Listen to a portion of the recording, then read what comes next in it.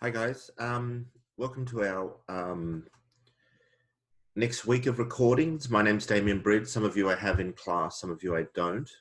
There's a couple of chapters we need to cover today. I'll see how we go. We might end up putting up two videos so that you can watch them separately because there's a fair bit of content that needs to be covered. But without further ado, I'll get started. I'm just going to share my screen with you guys. You can see it there, and we'll start on chapter 4. Okay, we'll start on chapter 4. There's a lot of slides, but I will concentrate on what the most important slides are. Okay, so with that in mind, okay, it's really important that we understand measurement for our accounting. Now, I'm not going to worry about the learning objectives because I want to jump straight into it. Okay. Now, we've got a diagram here. It might be a little bit hard for you to be able to read, but it says that in accounting, we have what we call a mixed measurement model. Okay. Because you can use different ways to measure different things. Sometimes we're given a choice, sometimes things are specified. So for example, historical cost, current or replacement cost, fair value, present value. There's a whole bunch of different methods that we are given, okay? Under this mixed measurement model, some of the problems are additivity. If you're adding historical costs, they could be purchases at very different points in time. Comparability can be a problem if one firm uses historical cost and you use fair value. There's a lot of subjective judgment, okay? And so this can lead to some problems. And it says here there's some challenges for things like intangibles, how we measure them. Fair value became a big issue during the global financial crisis. And then you get these things like heritage assets and water assets and agricultural assets, how we actually account for them. Okay, but at the end of the day, we're interested in two things. Okay, we're interested in two things, and those two things are relevance and reliability. Anything that uses a fair value is going to have more relevance, but anything that uses historical cost or some sort of quoted market price is going to have more reliability. So reliability means that we can rely on it when preparing our financial statements. Relevance means that it has relevance for our decision making. So measurement is the act or system of measuring. Okay. The process of determining the monetary amounts of which the elements of the financial statements are to be recognized and carried in the balance sheet. Because as you know, our financial statements are based on a monetary system. Measurement in an accounting context means how we determine the figures in our financial statements. Okay. And what we're trying to do, we're trying to make our financial statements useful for decision making. Okay. And if it's useful, it means that people can make decisions about the financial position of the entity or compare the entity's performance over time, or maybe compare it to their competitors. Okay. But with this in mind, there's 5 issues associated with the measurement in accounting. There's little or no agreement as to what measures should be used, okay?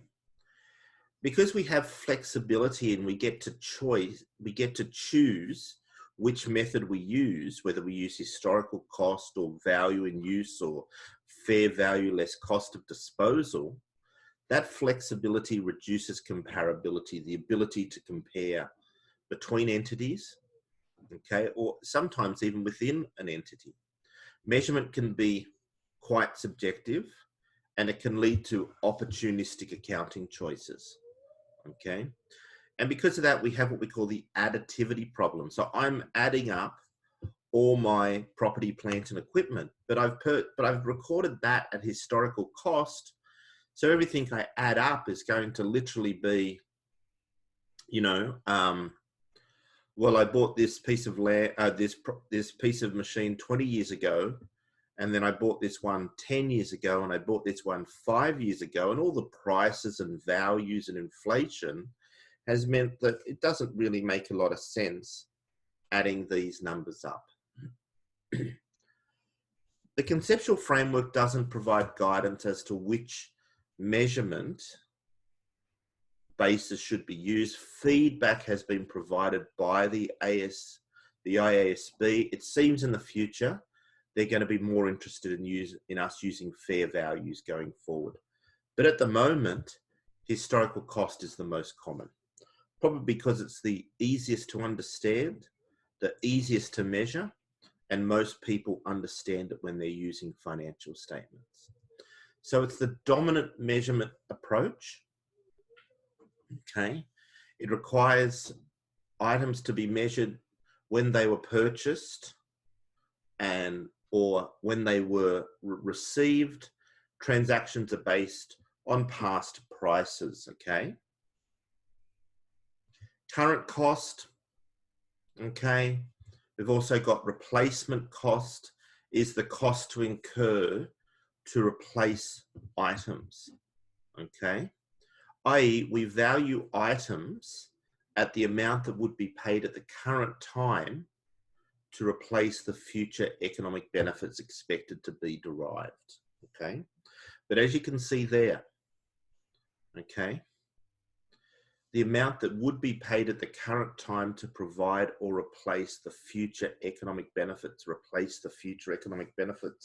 that implies that there's a bit of subjectivity there, doesn't it, as to how they calculate what the future economic benefits are going to be.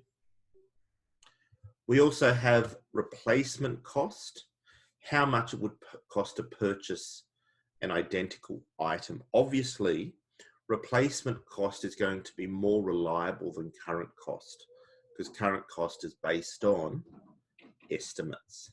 Okay. Fair value, it's becoming more popular due to IFRS 13. There's a real big push on for us to be able to use fair value. Some say that because we're using the current market values, okay, it means that the information is more relevant. And so as a result of the information being more relevant, it helps us make better decisions, okay?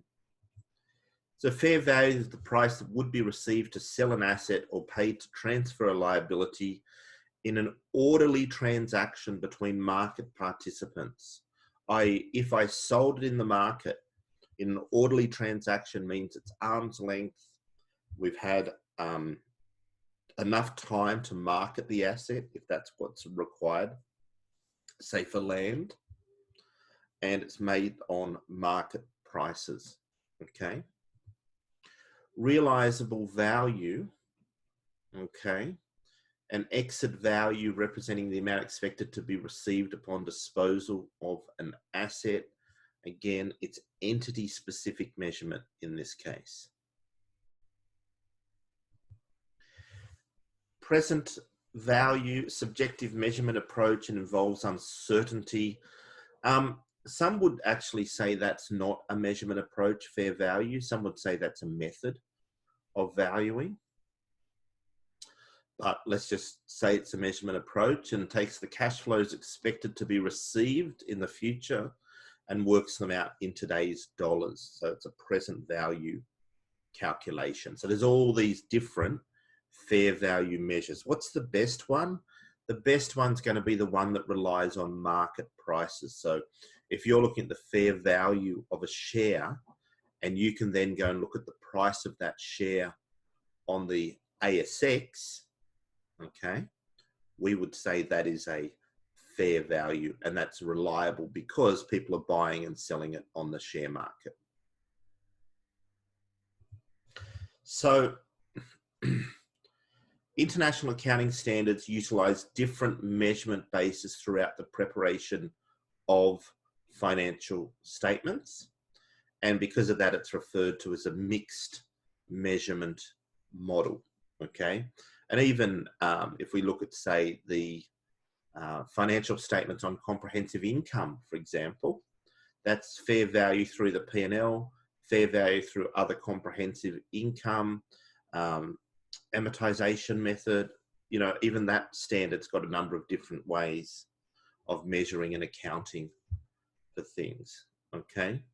Inventory is another measurement issue, but that's a little bit more settled.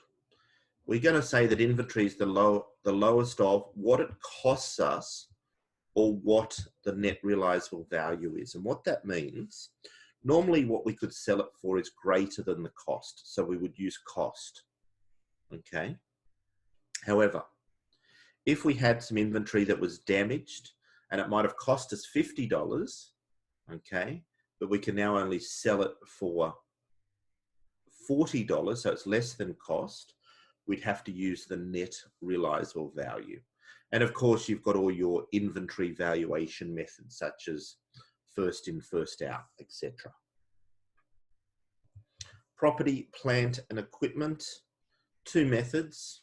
You can either keep the value of the property and plant and equipment at their cost base, what it cost, or you can revalue. If you're going to revalue, there's two methods available, okay?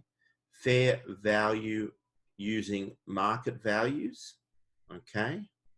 Or estimated fair values when no market-based evidence is available, okay? So as soon as you're using a situation where it's an estimate, it's open to interpretation and manipulation, okay? Got biological assets, again, cost or fair value, okay? Obviously, cost is going to be a whole lot easier, but you can only use that if fair value cannot be reliably measured, okay? Obviously, if we are using fair value, the quoted price, okay, in an active market is going to be the best measure, okay? And then you've got these other ones. So what are our decision criteria and influences on the choice of measurement approach? Okay, so there's prominent influences include potential users. Who are the users? Maybe if they're a mum and dad investor, maybe historical cost is better because they understand it. But maybe if it's a hedge fund where you've got people who really understand the ins and outs of accounting, maybe fair value is better. Practical considerations. Is it easy to value? Is it actually practical to be able to do that? And obviously it depends on what's management trying to do. Are they trying to keep things simple? Are they trying to manipulate their financial statements? All those things. So measurement choices include the relevance. How relevant do I want this information to be? Because if I'm going to use historical cost, there's less relevance, for example. Faithful representation, okay? Does it truly represent what is happening in my business? Is it understandable? Is it comparable? And am I able to verify the information? Now, let me tell you, if it's historical cost, we can verify quite easily because we have an invoice. If it's a fair value, it could be quite difficult because it's based on a measurement model. The other end of the scale, historical costs can have some issues around relevance, okay? But at the same time, okay, fair value can be really relevant because it's up-to-date market prices. So historical cost is less relevant, okay, because it may not be reflective of the value of the present and future benefits. It's just based on what we purchased it for. Produces information which is more faithfully represented. Why? Because it's based on that invoice that says this is what we purchased it for. It's neutral as there's little or no estimation involved. and the information produced is generally understandable. Okay, but it may not be comparable because items have been bought at different times over history, and there's been, less influence on inflation or supply and demand. Fair value. Some argue that it's more relevant because it's based on the current market value, perhaps. Okay. Some say that the quoted market price for an item is an objective method for determining the fair value of an item, and so therefore, because it's based on a market price, it's faithfully represented. Okay. And some say that it's more understandable because it's a current market price. Others say it's more comparable, but I might argue against that, okay? Especially if different measurement bases have been used, okay? So if different measurement bases have been used, we have an issue. Current cost. Information is more relevant than the use of historical cost, okay? It's faithfully represented because we're using the actual current cost, okay? What else do we know? Information is more difficult to interpret because it's less understandable, but values may be more comparable, okay? But future economic benefits, they may be less comparable because they're going to be based on an estimate. Finally, we have that present value. Values are more relevant, okay, due to a lot of estimation because we're going to use a present value of the cash flows. Some say that it lacks faithful representation, okay. It's complex to understand, especially some of the models that are used for things like derivatives. So some would say that it's less understandable, okay. Some would say that it's less understandable, and others would argue as amounts are disclosed are discounted to the present day, okay, and in current dollars, okay. Some would argue that that is less comparable, okay. Some would say it's more comparable, but again, it depends on the methodology that's being used, okay. Now, recently there's been a distinct move from historical cost to fair value accounting. And there's a number of different models that they've come up with. The first of these is obviously the best. That's the market approach, looking at observable market prices and information generated by market transactions. So things like share prices. Very easy to see, very easy to understand. The cost approach. This reflects the current amount required to replace that asset. Again, has some benefit because it gives it some real world meaning, i.e. how much it's going to cost us. We also have the income approach, an approximation of the current market value is made by estimating the future cash flows or income and expenses. Okay, so that's based on income. So there's a number of arguments put forward for fair value. One of these, and probably the strongest argument, is that it's more relevant and it reflects current market prices, okay? It faithfully represents reality, i.e., this is what it's worth today. That's the reality. Some say that it's neutral in its depiction in that it's based on market prices, so the firm isn't able to manipulate those amounts, okay? It's more comparable as the current value at any point in time. So on the 30th of June, we might use the current value. And then when we come to the next end of financial year, we might use the current value again. Okay, so we revalue it. We call that marking to market. It's understandable. It's simple and it's straightforward.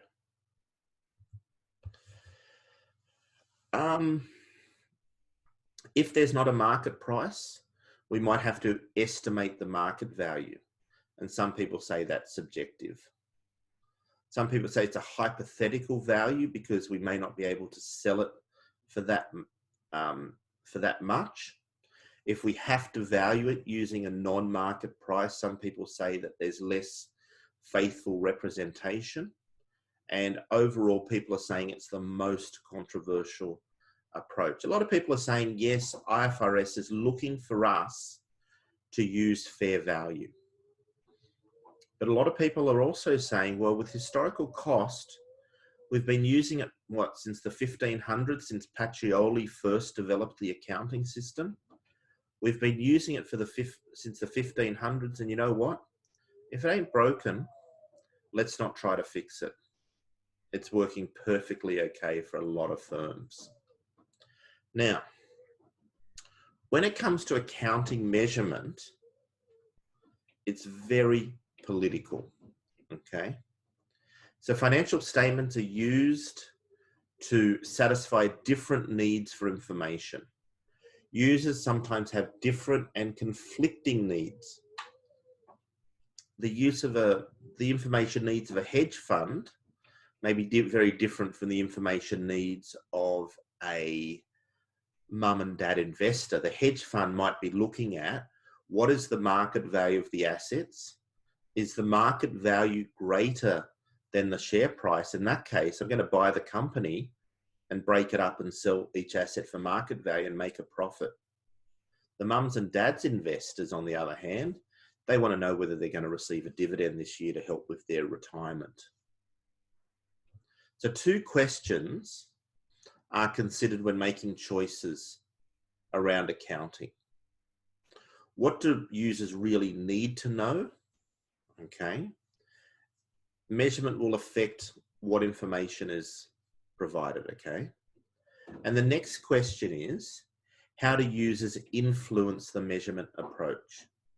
We need to recognize the impact of particular users or stakeholders on measurement choices. Now, really, what that's saying is that, yes, users can influence the measurement approach. And that probably makes sense because we want to produce information that is useful for users. So if they can influence it, it means it's more useful. That's probably a good thing. Okay. So existing and potential investors are really interested in risk. What is the risk of my investment? Okay. And so they're going to want information to say, do I buy the share? If they want to buy some more, do I hold on to it? Or do I sell the shares? They also want to know, can we pay a dividend, or will the company pay a dividend? Especially if they're in investors who need that cash for, say, their retirement or other purposes. Lenders and other creditors, they're interested in information available to determine whether the amounts owing to them will be repaid. So they're interested to know, are the assets greater than the liabilities? Do they have enough cash flow to meet the next interest payment? Okay. And obviously it becomes important from a valuation perspective because fair value seems to be the most useful approach. Okay. So different interest groups are involved in accounting regulation through the standard setting process. So what I mean by that is that when they create a new accounting standard, they normally put out a draft and then they ask various groups to comment. So, and when I talk various groups, I'm basically meaning anyone. So banking associations, banks, individuals, companies, you name it, large accounting firms. Each group lobby for a particular accounting treatment or measurement, okay? So they want something that satisfies them or their members the most, okay? So as a result, by allowing people to comment on a draft accounting standard and then taking those comments into account when the accounting standard is created, that means the process is political.